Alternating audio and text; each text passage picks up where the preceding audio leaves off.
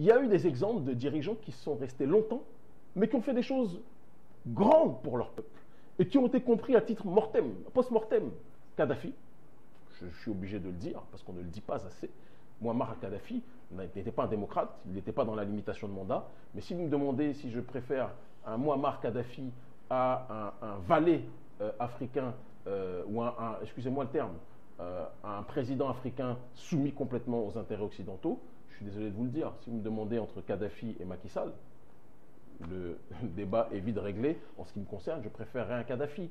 D'accord? Donc, il y a des situations exceptionnelles où parfois on a ce qu'on appelle des despotes éclairés, d'accord, mais qui ont une vision politique pour leur peuple et qui sont capables de changer les conditions de leur peuple et de les faire avancer vers une voie. Et donc moi je n'exclus pas cette réalité-là, même si moi je préfère, pour aller au bout des choses, qu'on soit, et Étienne Chouard en parle bien, d'accord, qu'on soit dans une démocratie directe avec la population africaine qui soit capable cette fois-ci, par un système de représentativité directe, de pouvoir gérer les affaires de la cité. Kami Seba, quel est le rôle des institutions africaines dans tout ceci? Ah, ma très chère Nadège, là vous venez de poser, je pense peut-être une des questions les plus cruciales de l'émission. Cruciale parce que si on était dans des régimes où nos institutions étaient fortes, comme le disait Jerry Rawlings, quels que soient les hommes qui passaient, les institutions seraient des contre-pouvoirs réels en cas de dérive à la tête de l'État. Il se trouve qu'on est aujourd'hui, et je vais commencer par les institutions nationales, puis ensuite dans les institutions continentales, avec l'Union africaine. C'est normal. Quand on parle des institutions nationales, on doit préciser qu'aujourd'hui, le Conseil constitutionnel, quand un autocrate arrive au pouvoir, il se débrouille pour que les membres qui dirigent le Conseil constitutionnel soient, dans leur immense majorité, des gens de son camp. De telle sorte que quand il va y avoir tripatouillage, on te donne un bakchiche. Le gars agit comme un fonctionnaire, il ne sert pas la Constitution, il sert l'autocrate qui le paye. Et ça, je sais qu'il y a beaucoup de chefs d'État qui vont se reconnaître dans le propos que j'énonce. Beaucoup, beaucoup, beaucoup.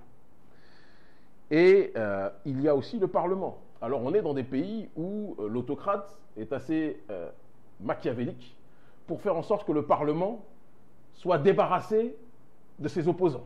Donc il triche dans les élections législatives pour qu'au niveau du Parlement, les députés, dans leur immense majorité, ceux qui font la loi, soient des gens qui soient de son camp.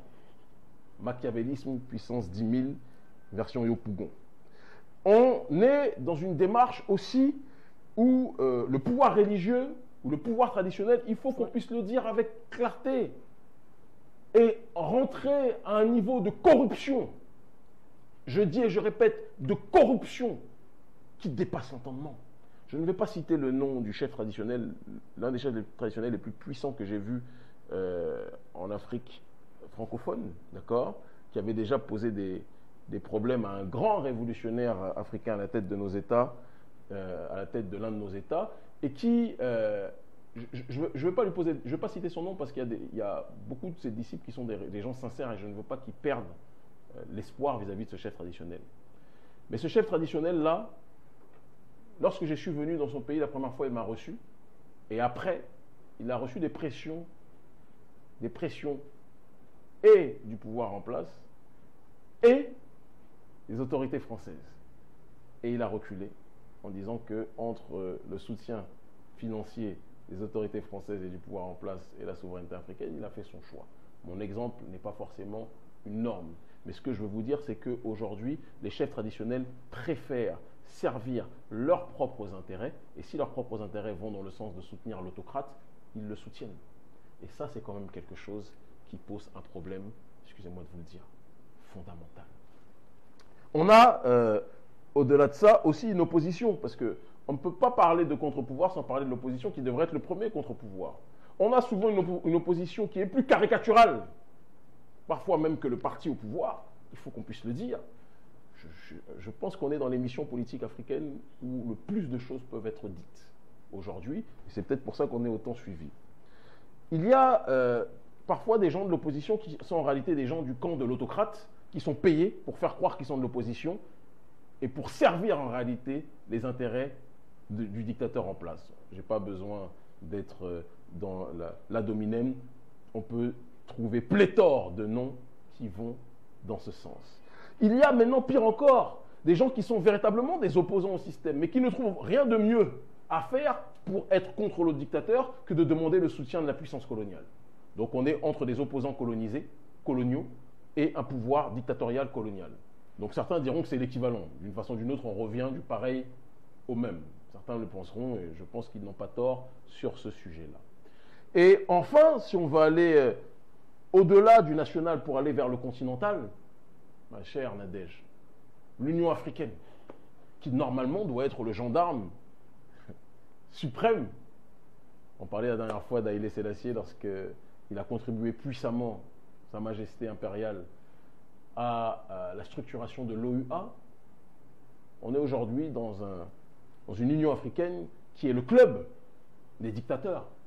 Ils viennent prendre le thé, ils viennent prendre leur mafé, leur tchèp, leur atchéké, leur amiwo, etc.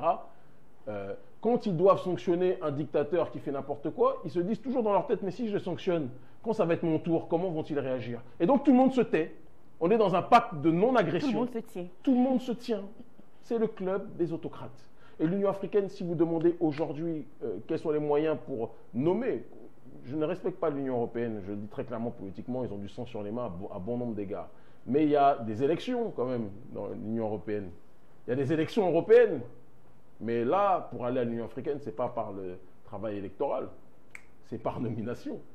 Donc si vous êtes, par exemple dans le Parlement notamment, il faut que vous soyez nommé par les dirigeants. Il faut que vous soyez nommé. Bien sûr. Et si vous êtes nommé, celui que l'autocrate nomme ne va pas cracher sur la main qui lui a permis d'être là. Donc c'est un serpent qui se mord la queue. Et dans notre situation, il ne pourra y avoir de changement tant que la population confiera ses espoirs aux sphères que nous venons de citer, plutôt que de compter que sur elle-même. Et c'est ce qui se passe de manière historique quand il y a une césure entre le système de prédation de domination et une volonté inarrêtable de la population d'entrer dans ce processus d'autodétermination. Quand elle va dans ce cycle-là, c'est ce qui semble être le cas au Mali, mais nous devons accompagner. Moi, mon ONG est présente dedans, je le dis très clairement, ce n'est pas un secret, d'accord, Urgence panafricanisme, mais nous devons accompagner et faire en sorte que l'objectif de la souveraineté du peuple cette fois-ci, et non pas simplement